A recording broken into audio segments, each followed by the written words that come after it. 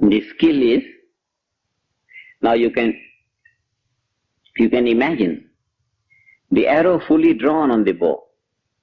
What a great potentiality it has gained.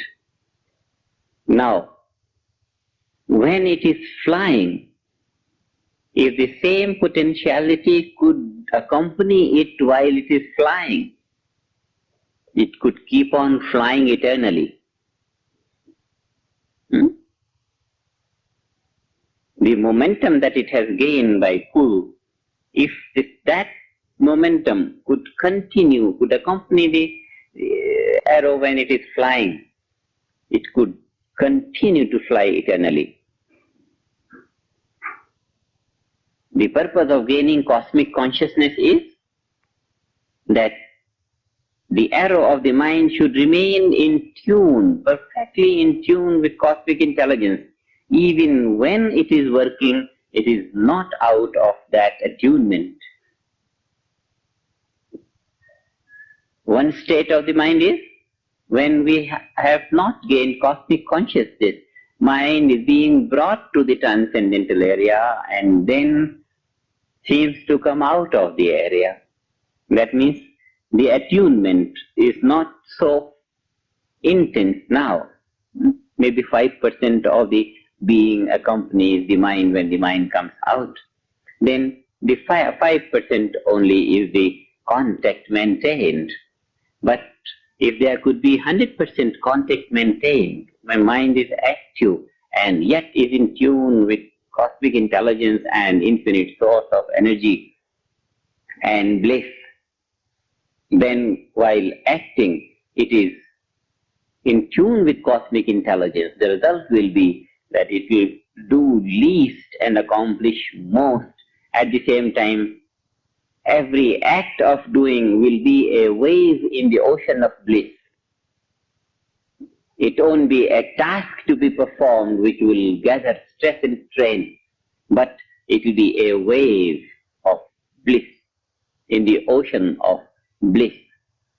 In the ocean of life, every action will become a joy. And then, in such a state, and in such a state alone, the mind as if has put on an armor which will never allow any stress and strain to pierce through.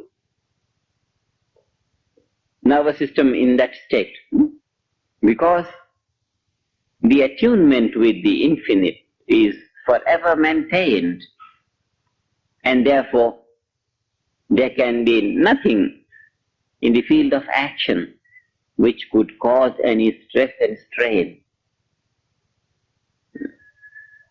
For all times, the nervous system has been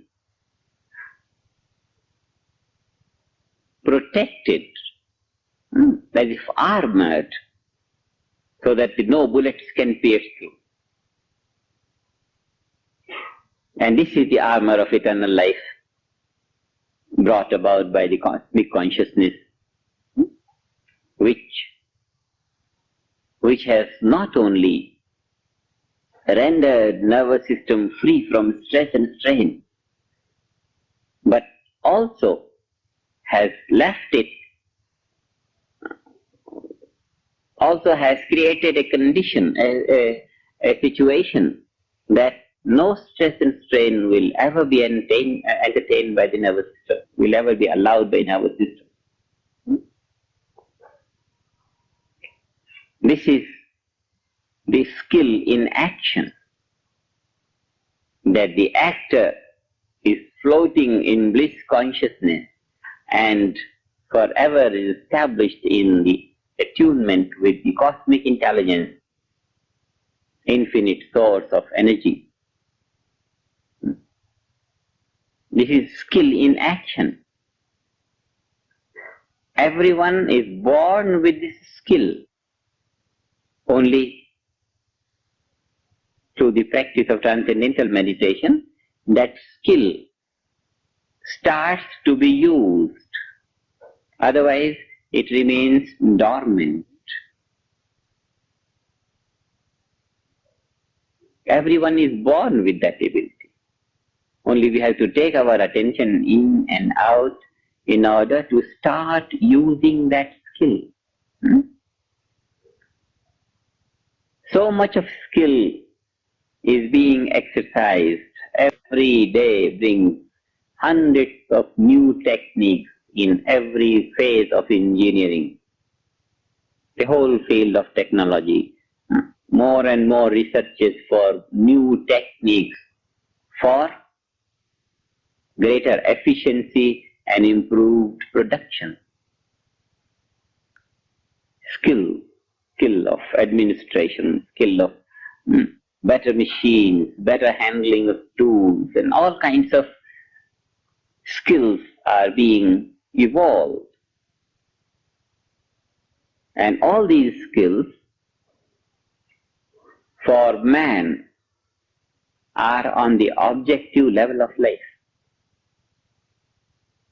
The skill of action through transcendental meditation is on the subjective level of life. It improves the ability of the subject, the doer. This brings freedom from bondage of action. This is another phase of the skill in action. Skill in action. We defined that doing less and accomplishing more, one phase of the skill in action. The nervous system armored with the ability of not accepting stresses and strain, so that the doer, no matter what he is doing, he is free from the danger of getting caught by that activity into stress and strain.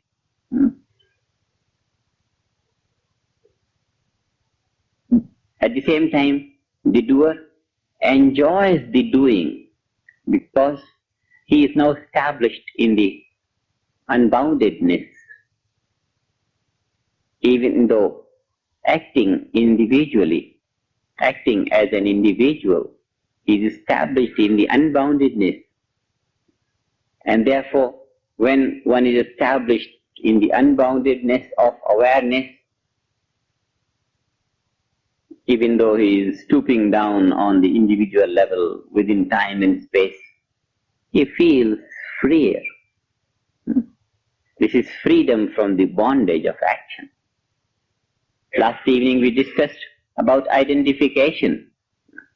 One is experiencing a flower, yet holding on to one's unbounded awareness, and therefore one is not being overshadowed by the object of perception. Identification then is no means of bondage. So, eternal freedom to the doer. Maximum possible result from action.